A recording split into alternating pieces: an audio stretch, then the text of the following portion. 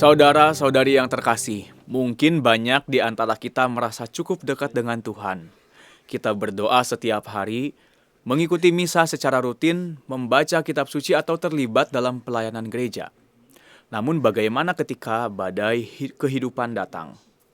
Ketika kesehatan terganggu, hubungan dengan sesama retak, masa depan terasa tidak pasti atau berbagai persoalan hidup datang bertubi-tubi. Bukankah seringkali kita tetap merasa takut, gelisah, dan cemas? Sebenarnya hal itu sangat manusiawi. Ketakutan bukanlah tanda bahwa kita tidak beriman. Para murid yang setiap hari hidup bersama Yesus pun mengalami ketakutan yang sama. Dalam Injil esok hari, mereka berada dalam perahu bersama Yesus ketika badai besar mengamuk di tengah danau. Ombak menghantam perahu hingga mereka merasa nyawa mereka terancam. Dalam kepanikan itu mereka membangunkan Yesus dan berseru, "Tuhan, tolonglah, kita binasa." Menariknya, Yesus sebenarnya berada di dalam perahu yang sama. Ia tidak meninggalkan mereka. Namun ketakutan yang begitu besar membuat para murid seolah lupa akan kehadirannya. Karena itulah Yesus berkata, "Mengapa kamu takut, hai orang-orang yang kurang percaya?" Pertanyaan itu juga ditujukan kepada kita.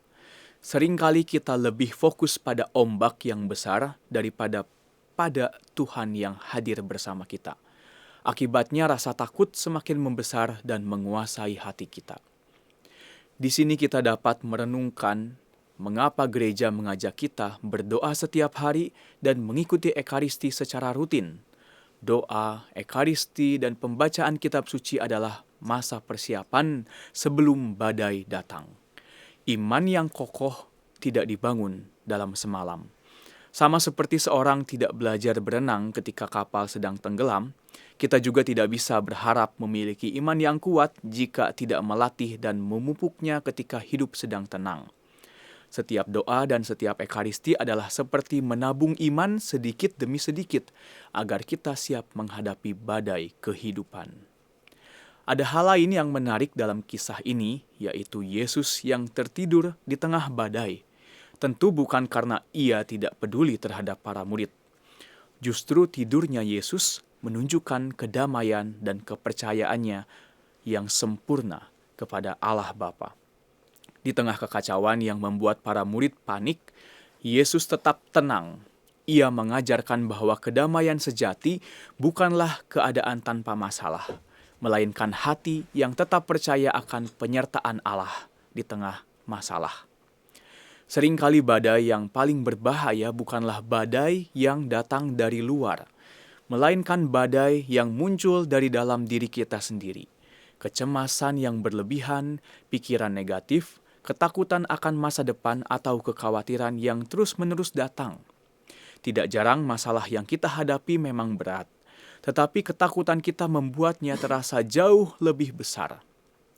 Yesus tidak pernah menjanjikan hidup tanpa badai, namun ia menjanjikan penyertaannya. Tuhan hadir di dalam perahu kehidupan kita. Kehadirannya mungkin tidak selalu langsung menghilangkan masalah, tetapi memberi kekuatan agar kita tidak tenggelam olehnya. Maka, kini marilah kita bertanya pada diri sendiri, badai apa yang sedang menerpa perahu hidup saya? Dan di tengah badai itu, apakah saya lebih sibuk memandangi ombak yang mengancam atau memandangi Tuhan yang hadir di dalam perahu bersama saya? Marilah kita terus memupuk kepercayaan melalui doa, Ekaristi, dan hidup rohani yang setia. Sebab ketika fondasi hidup kita adalah kepercayaan kepada Tuhan, badai sebesar apapun tidak akan mampu menghancurkan kita. Mungkin ombak akan mengguncang perahu kita, tetapi bersama Yesus, perahu itu tidak akan tenggelam.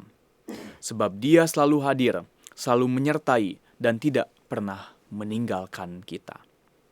Tuhan memberkati.